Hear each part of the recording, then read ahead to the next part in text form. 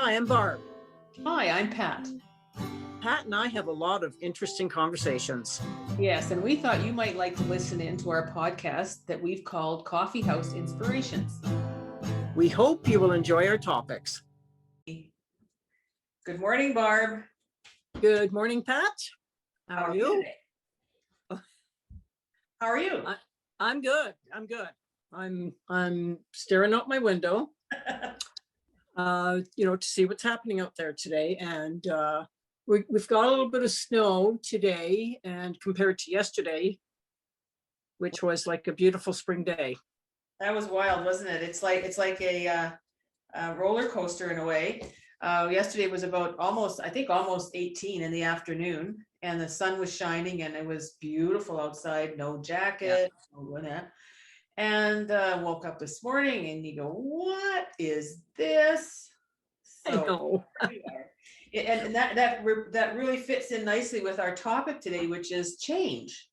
Oh yeah, because our weather changes on like a drop of a pin, right? Yes. And so with every change, even though it's a minor one like that, with every change comes some adjustment and some, resilience required. So anyway, our topic today is change. It just happens that it's a lot of it happening going on right now at our weather stations. Yes.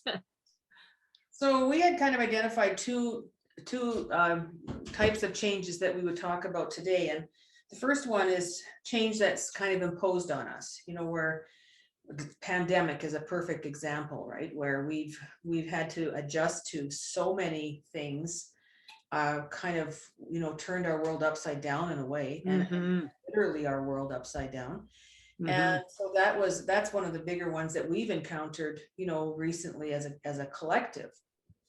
And then there's, for individuals and sometimes for society, there's death is a change that comes upon us, imposed from the outside. Job loss can be another one. Sometimes a divorce, but sometimes that can be a choice, not imposed, and for one person or the other.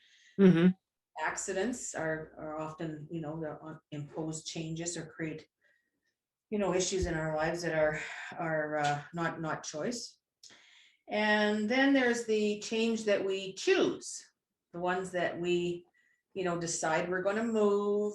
We decide we're going to get a new job. We decide we're going to get married, or we decide we're going to get divorced, or we're going to have children, or all that number of choices that we choose. Still require a lot of resilience. Yeah. And a lot of resources to help us navigate through change, whatever it might be. And in that category of imposed change, you had quite a severe event about 3 years ago. So do you want to talk a little bit about that and how that changed your life? Sure. Yeah, I'd say for sure the pandemic is one of the biggest changes that we've all experienced, in a long time. I mean, that's just turned everybody's world upside down. Yes. Some worse than others. Yes. So, yeah. So about 3 years ago, I had heart surgery. So I had a valve replacement, and I had a bypass. And so, let's see, that really changed my world. It gives you, it takes away total control, especially afterwards, during recovery, because you can't do anything. So you're really reliant on other people. Like, you can't drive, there's so many things. There's so many things that you can't do. And so that loss of control. So that's when it's really important to go to your resources. And I think it's really important.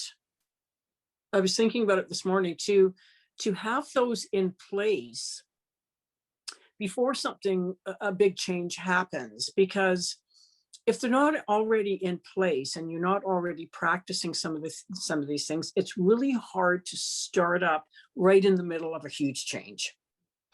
And I found it really difficult right afterwards to actually access those resources. I think, and you helped me yesterday, we were talking about it, you helped me realize that one of the reasons that probably was so is because I was more or less in kind of a survival mode and wasn't really able to concentrate because I ended up getting sick afterwards too. I picked up a bug at the hospital. So, which really able to tap into those resources that we've been talking about in our podcasts, like, say tapping or, affirmations, the anxiety. I really went through some bad anxiety for the next couple of years, where I actually had some trips to the hospital because of it. So it really brought up a lot of anxiety. So I think it's really important that people have an ongoing practice, even when times are good, because when the bad times hit, I think that it's really important to already have that in place. Well, that's a really, really important and interesting point as well, because when we had a little chat about this yesterday when we were talking about what we would do today, and the situation that you were in was life-threatening, and there's no question that it wasn't, because things can go wrong, and it was an open heart surgery, and it was a day-to-day thing of how that was going to resolve itself. Mm-hmm. And that is the pinnacle of going into survival mode, because who doesn't, like, how many people do you know that have, I don't know, you don't have know a lot of people that had open heart surgery, and how many people would say, well, yeah, that was no big deal, I did a little journaling and a little tapping and it was fine. So we don't want to minimize the trauma that people have when they are seriously ill. But what happened, and we talked a little bit about this yesterday, and it makes so much sense, is that when you're in survival mode, you're really basically in that fight or flight mode. Mm-hmm. That kind of urgency, that kind of fear, am I going to be okay? Can I do this? Is this thing going to get me? That all the things that are the reason why we have fight or flight. Right.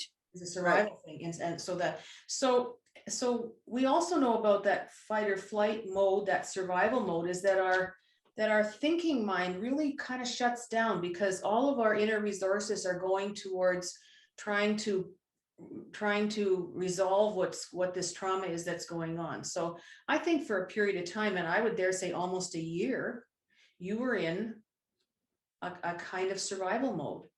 Yes. And the things that would normally work for you weren't working. And that's right. And I think that's a really important thing to acknowledge, because, we could have, like, of the 9 or so things that we've discussed in the series of our podcasts, you could have 20 of those and still not be able to use them effectively during that time. Mm-hmm. Mm-hmm. The point is that you have them. Yes.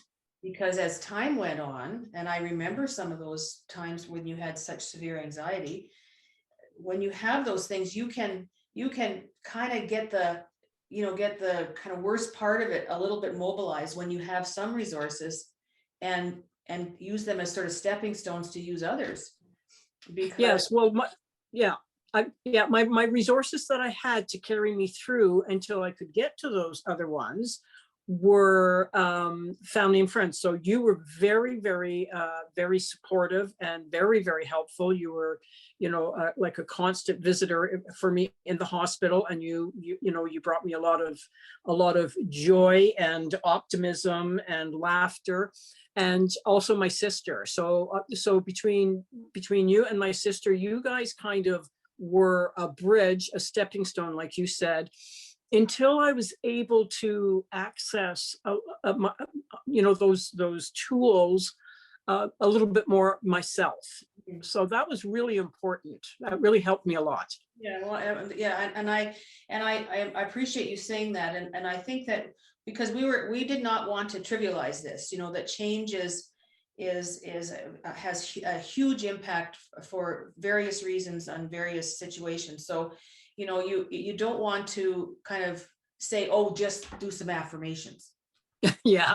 Because in your situation, somebody could have said, well, why don't you just say, when last week, for example, we were talking about that affirmation. The very first affirmation that was kind of known to people was that Emilia Coué, which was in every way and every day I'm getting better and better. And if somebody had come up to you and said, Barb, I think what you need to do is you have to say this affirmation, and you would have kicked somebody out the door. So Yeah, that's right. That's right. It until wouldn't such have been time, helpful. until such time. So we're just, that's our point, right? We just don't want to trivialize this stuff, because there are such, and also in, some the experiences, loss of a loved one. You Mhm. can't, there's a grieving process that people have to find their way through, and then work their way to other resources. Yeah.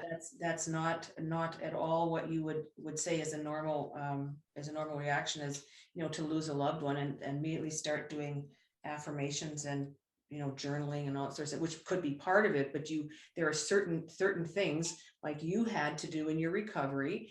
People have severe losses, or divorce is another one. You have to process that. You have to process that information through your body, because it's in there, and then Mhm. you pick up your resources for the healing. Yes. So Yeah.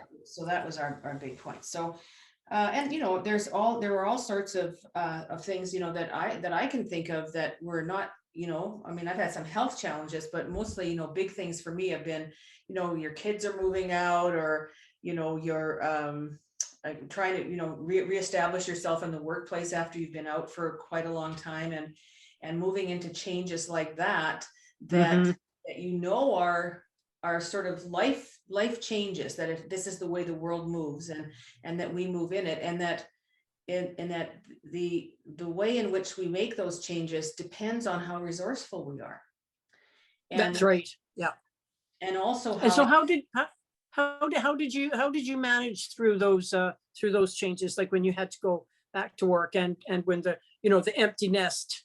Yes, that was a good one. The empty nest was a good one. My husband and I, we decided that we would allow ourselves a couple of weeks just to mope around, just to feel that feeling, because you can't do anything with it. It's a real Yeah. thing. So we allowed ourselves some time just to mope around. So it was like any change that you want to have a positive experience with. You can't deny what's happening, just like you can't deny what's happening with, I mean, this is a very bad, comparison, but, with heart surgery, there are things that you have to experience, that you have to find your way through as you're learning to heal. It's not that, It's true. Yeah. and so, and then you kind of wake yourself up, because, okay, now we've had 2 weeks of moping around, that's enough. And then start processing those feelings and moving forward. And I know for myself, I did a lot of journaling. I did a lot of affirmations, and I did a lot of visualizing. Oh, So you that, did, eh? you're Yeah. looking at we're looking at yourself in the world Yeah. as the same person that you basically the same person that you came into this experience of raising children as. And of course you change and morph into all sorts of different things and whatnot, but your inner self remains constant. Mm-hmm. And it's finding the resources for that inner self to really come through this with a positive expectation, and some stability again that you may have lost for a bit, so things like that. And I think that I'm watching somebody close to me now that's changing jobs, and the flip-flop, the back and forth, the kind of the assuredness, the second guessing, and then things start to move forward a little bit, and throughout all of that, changes are occurring. There's changes. Mm-hmm. Have this particular job happens to involve a relocation, so there's all of that. And now we're pull in your supports, now pull in the people that are going to give you the support you need, and the ideas for change and how to deal with change. And this is a very resourceful person anyway. And so it's never easy. Yeah. Doable? Probably. So Obviously. would you say that this person had, like I was mentioning earlier, has resources in place anyway? So that's a common practice for that person. So it's a little bit, it is helping that person to deal with these changes. Yes, and I would say that there are some shades of what you were talking about as well, is that when your anxiety is high, those resources are kind of useless for a while. Yes. First thing you have to do is find the way, because you have to first recognize that this is anxiety. It's not, I'm just not, this isn't just happened to everybody and I got to stop doing this and what's going to do. You have to recognize anxiety where it sits. Sometimes takes a little time. And when you can find your way to dealing with the anxiety, your other resources start popping up. Yes, exactly. And I think it's really important. I think you mentioned this yesterday, and actually really helped me, even though it was 3 years ago, to be kind to yourself while that is going on, because I kind of poo-pooed on myself, thinking, why aren't I able to do this? Like I should be accessing, this, and I should be why aren't I able to do this? And yeah, I was pretty hard on myself. So I can attest to that. I remember having a conversation with you where you were saying I just failed in the way I could, use my meditation, and way I could, would use whatever, resources we were talking about. And it's not that simple. There are a lot of people, I guess you could say, that are more sort of evolving around the mystical end of things or whatever, that may be able, maybe the Dalai Lama doesn't get upset. maybe, yeah. Maybe the Pope, who knows? But it's so important that self-compassion is so important, because change really disrupts our inner world as well as our outer world. And we're busily managing the outer part of it, but we also have to remember to manage the inner part of it. So true. Yeah. And you did a really great thing. You went and got some help. You went to Yes. you had a session with around the anxiety. You went to the cognitive therapy program, and you really knew there was a way. You just knew you hadn't yet found it. Yes. And yes. I noticed that as soon as you had a better handle on the anxiety, you started doing the other things you knew how to do. And that was just part of your healing process. It was, yeah. And I imagine everybody does it differently as well. I'm sure they do. And, you had experiences in groups whilst you were, making this journey. And because we would talk about this, because I would say, did you go? What did they do? What'd you do there? And I was like, and you would say, there are people in there that aren't going to heal very well because their attitude is so negative. Just to see that and to know that is true is a very profound piece of it, because almost 85% of that is attitude.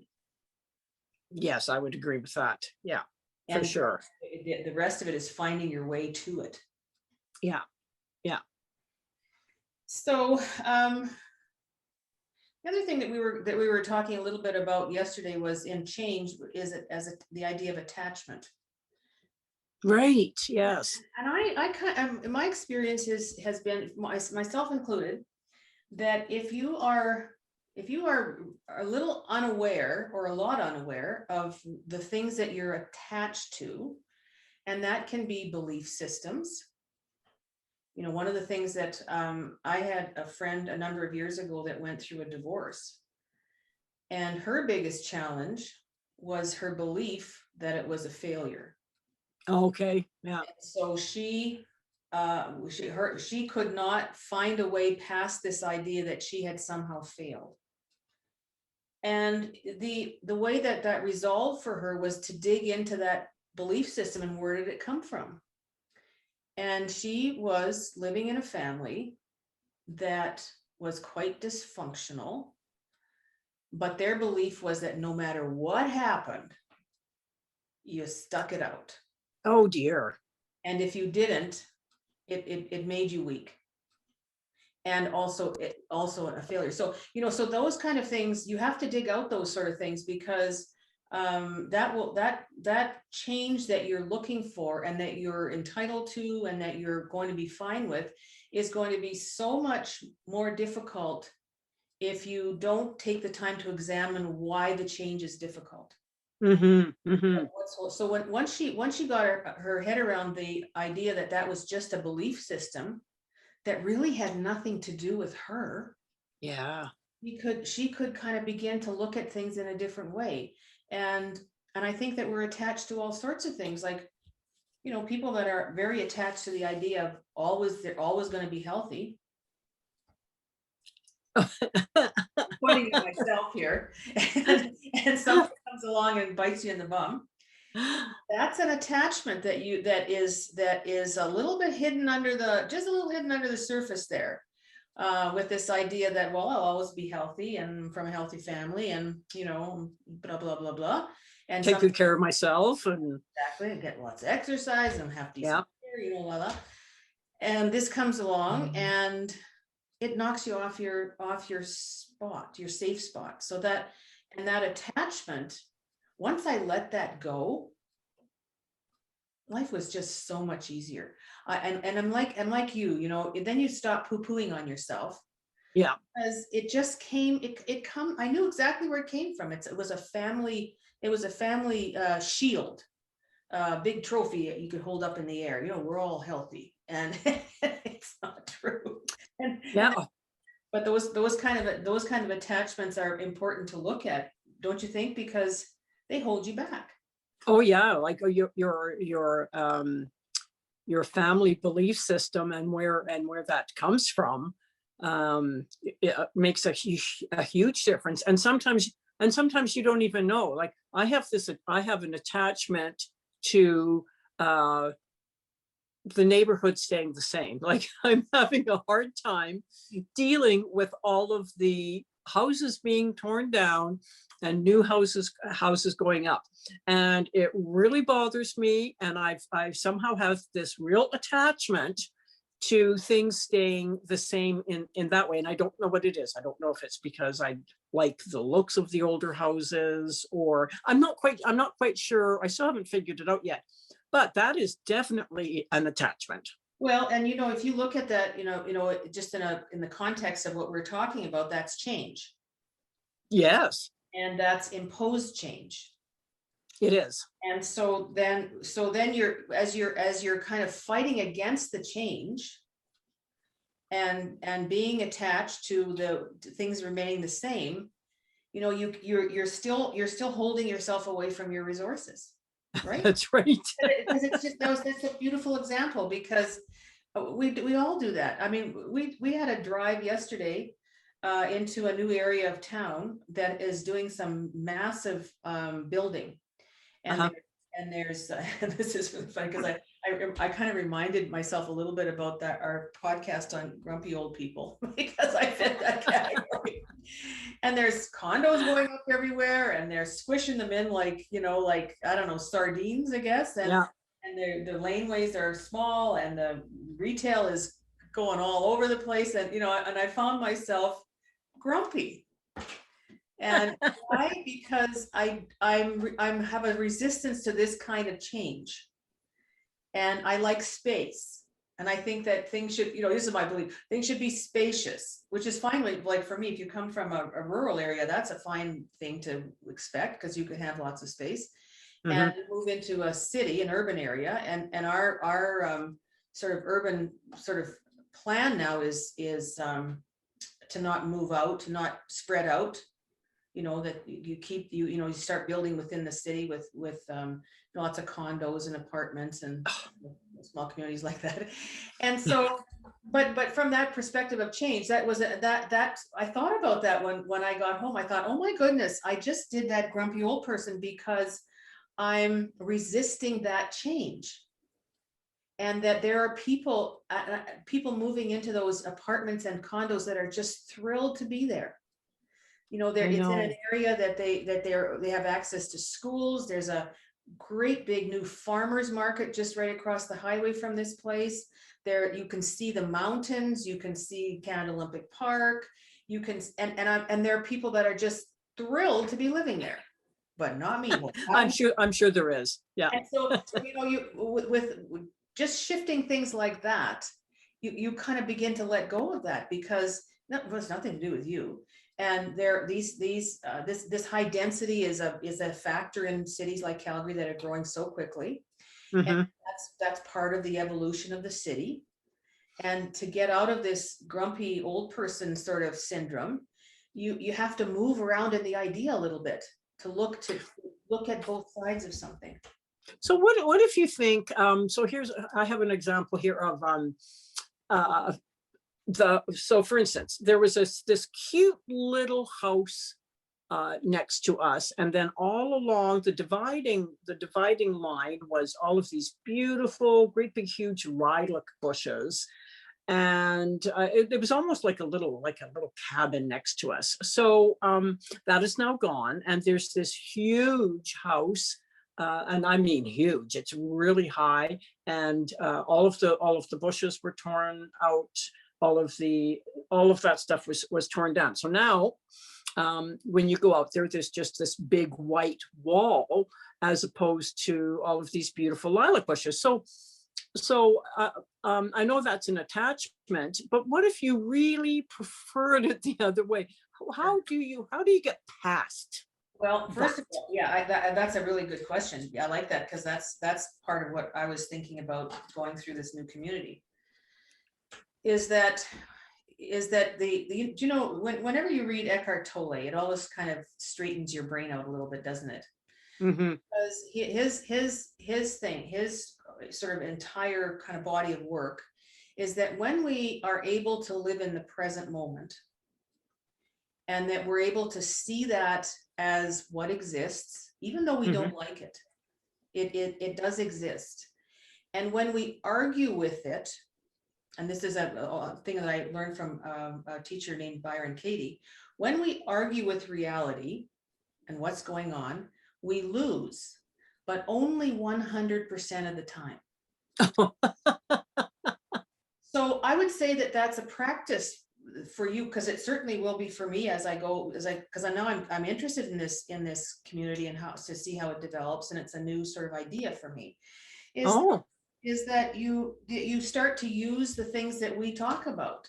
You affirm, for example, and you phrase however you want to do this, you affirm that you're accepting the reality of the space or the area that you live in, with how could you say that, with anticipation that I'll see more beauty in it, or that I'll learn to appreciate it more. So you start, that's good. yeah, so you start to take what actually exists, because you could, if you went over to that and started trying to tear that house down, you'd be in Spy Hill. So you know the reality of it, and you don't want to move right now, so that's another reality for you. So And I don't want to feel this way either. yes, and so then you have to start working this stuff. You have to start working the visualization, where you see yourself, going for walks in areas that are pleasing to you, that the neighborhood is friendly and settling in. You can do some journaling about slowly starting to change your feelings about the resistance, because the resistance and the attachment can never work for you. I know. It's just, and when you see it that way, it's a little bit easier to go into the present moment, because you know that right now, in the chair you're sitting in, and in the way you can look out the window, and the comfort that you feel in your home, everything is perfect. Mm-hmm. And that the Mm-hmm. only thing that isn't is when you go to that idea that house shouldn't be there. You know what I'm saying, right? I do. Yeah. So that you could even do some tapping on that, and that it could be around the releasing of the resistance, because somewhere in your body is this resistance, because whenever you think about that situation, you begin to feel it, right? Mm-hmm. That's And right. you could tap it, or you could say, there's that resistance, and feel some, just literally visualize feeling some space around it for it to move out of your body. And these are the practices that move us forward in change when we're ready to do that. Sometimes our discomfort has to get pretty high before we say, okay, I don't want to deal with this anymore. Or I don't want to be driving through every new community with high density in Calgary and be grumpy. It's like, why not? Let's look at how this community is evolving and what's happening in the neighborhood and the beautiful gardens that are coming up and the people that are bustling around in these neighborhoods, living their lives in the way that they chose. So, there's a lot of ways to shift that kind of discomfort using what we know how to use when we get it. Yes. Yeah. Because otherwise we'd be grumpy all the time, because that is going on in Calgary all over the place. And so we either going to have to accept it and let something go. Well, and if we sit in our homes and we wait for the call, hey, Barb, we're thinking about putting a new walkway in that's going to, the sidewalks will get a little small. What do you think?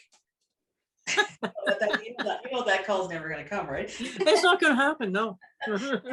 So it's upon us to find our comfort in it and to use right. that. And all of the resources, are inner. Exactly. They're about changing the inside so that the way we see the outside becomes calm and peaceful again. Everything starts from the inside. Yes, it does. Yeah, it does. So I'm confident that we can do this. And I think that whatever change comes, no matter how difficult it might be at times, we will find our resources. And you said something so important in the beginning. If you wait until something happens, and you can't pick those resources up so easily. You can't That's right. You can't learn the depth of how you do a good affirmation. You can't learn how to manage anxiety in a day. You can't learn how to look at your dreams and see what your internal world is looking like. Mm-hmm. Mm-hmm. Those are resources that, I mean, you and I have been developing these resources in ourselves for years. Yes. Yeah. And I'd say probably anxiety is big on that list. And I mean, you can't just manage anxiety just overnight. That takes some practice and some, and some learning. And some deep understanding of what exactly, because, something like anxiety is a perfect example, is that when we have some severe anxiety, we automatically assume that this will take over. Yeah. Until we understand what it is exactly, what is our role in managing it. And it's always an inside thing. And if we need some help, we get some help, because you never have to do this alone. There are resources, all around us in our communities, and to talk about it, to let people Mm-hmm. When you're going through especially a difficult change, find someone that you trust, that you can talk to, that is going to show you the compassion that you need to develop for yourself, because we get pretty hard on ourselves. Yeah, because change is always going to happen. It's always going to happen. And so, we have to accept it. Well, and if it didn't happen, it would be a kind of a sad little world. It would, wouldn't it? I think so. It would be like, you have to remember that on the other side of change is all this joy and this new experience and meeting new people and having new relationships and just be, kind of embracing the world in a different way. And so, the idea is to make your world, open rather than closing it. And right. Change can do that. Change can scare you off pretty good.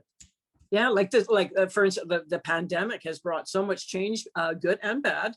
But even the things that it has shone a spotlight on that aren't so good, it is now giving us an opportunity to change those things in a positive way. And so I think and this has been a worldwide change, and I think everybody has been able to see all of the different changes, good and bad, that the pandemic has kind of like brought to us. And so we can see that a lot of people are seeing it as an opportunity Absolutely. to change things for the better. Opportunities that wouldn't have been seen without this. Yes, yeah. I agree with that. Anyway, so do you have any final words here? Have you been watching anything? Oh, let me see now. Have I been watching anything? I never thought about that. I actually don't think I have been, because the last couple of days I've been thinking I have nothing to watch. Well, can I take your spot then? Because I've been watching. Yes, I- absolutely. You know, when you were talking about that Laurel Valley, was that? Yes. You said you'd watch it over and over. I found a movie, and I don't know how many people have access to Crave, but it's on, you know, we have Shaw TV, and it's on Shaw, and you can go into the on demand to watch it again. I have that, yeah. There is a movie that came out of Quebec that's called "And the Birds Rained Down." Really? It's about a man who was caught in one of the big forest fires, which I don't know the history of in that area, and his family died in the fire, and a lot of people died in the fire. It was a big event, and so it tells the story of three older people who have chosen to I guess leave society and move into the woods and live in the woods, and about them navigating the changes in their life as they age, and as they had to introduce one or two new people into their community. It is the most touching, well done, beautiful film that I have seen in a long time, and so that's mine. Oh, that sounds really interesting. What's the name of that again? It's called "And the Birds Rained Down," and it was a quote from a woman whom they were talking to about the fires, and the fires had raged so far and deep into the forest that the birds were just dying out of the sky. Oh my. The heat was so intense, and so many people were, you know, impacted and lost family and loved ones and that sort of thing. And but the story itself is just such a beautiful story, and I just keep watching it because it just feels so good to watch it. So is it a movie or is it a series? No, it's a movie. It's a movie. Okay, well, I'm definitely going to check that out, and it sounds like it goes nicely with our topic, with change. Well, there's a lot of change, yes, for sure. Yeah. Anyway, well, that was great. We'll be back next week. Yes, we will. Hopefully with nicer weather. And a bright sunny day for sure. Okay, bye, Barb. Bye, Pat. Have a good day.